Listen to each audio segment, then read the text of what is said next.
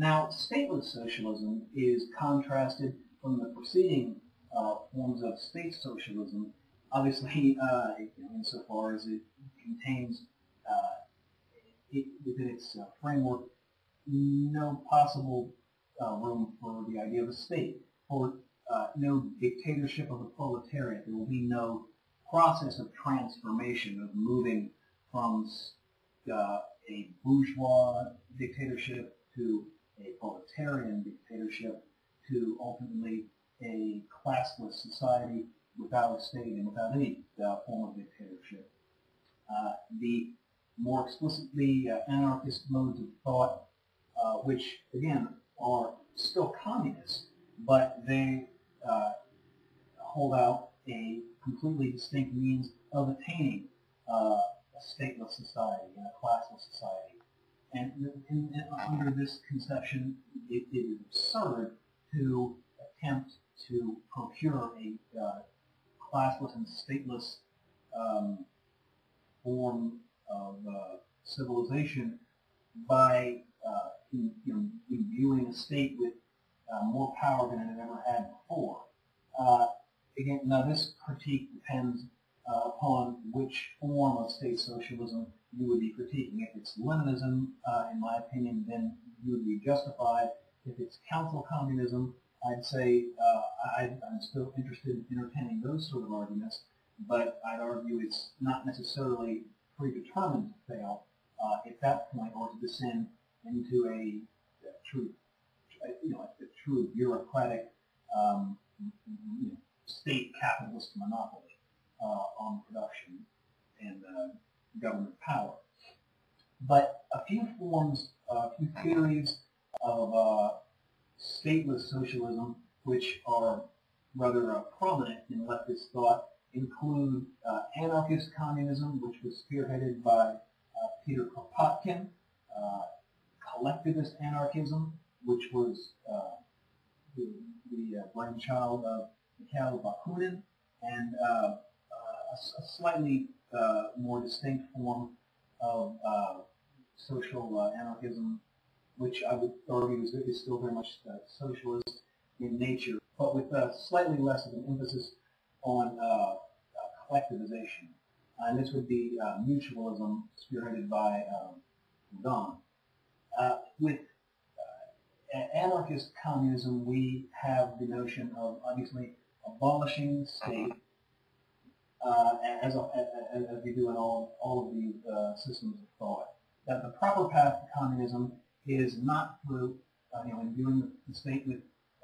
even more power than it ever had, but rather with completely eviscerating it as a concept, and taking away all power from the state, and rather allowing the revolution to be a spontaneous, massive proletarian uprising by which there will be no need for an intermediary of any sort. That the people themselves, when given autonomy and proper,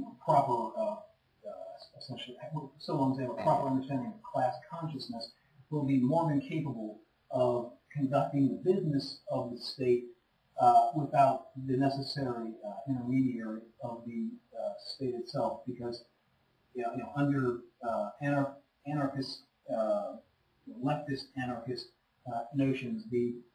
people themselves essentially are the backbone of the state as it is. The purpose of the state is essentially to control the means of production and access to capital and access to the full produce of their own labor. Essentially what happens when the apparatus of the state is stripped away is that the functioning of the economy will carry on as it is, as it always did, simply without the parasitic capitalist intervening to take his share of surplus labor and obtain a monopoly on the surplus product for his own profit, and leave the workers themselves with less than the produce of their own labor. And assuming the workers themselves have access to capital and access to the full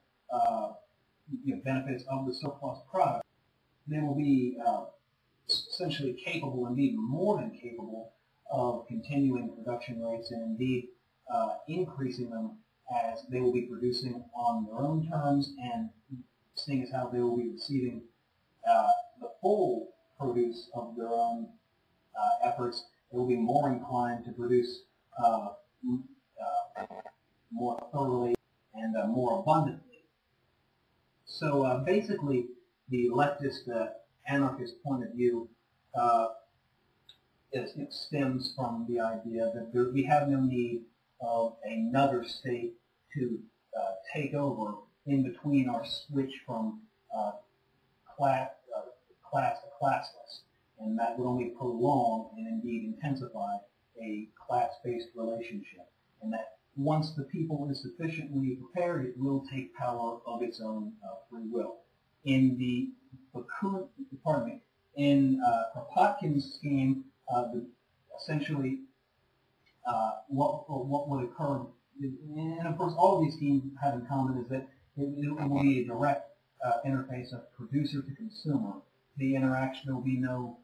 middleman to obfuscate and to steal the surplus labor and inflate the price beyond its true value or cost. And because without this middleman, the business of transaction will occur strictly between producers and consumers. This is a consistent stream of thought, and it would be essentially either individuals or producers cooperatives producing directly for consumers cooperatives, and this will be a very seamless and intuitive process, essentially because the workers themselves will be the ones governing the process of production, and they know it better than any other, obviously, since they are the ones conducting it, and it should, there'll be no deceit, and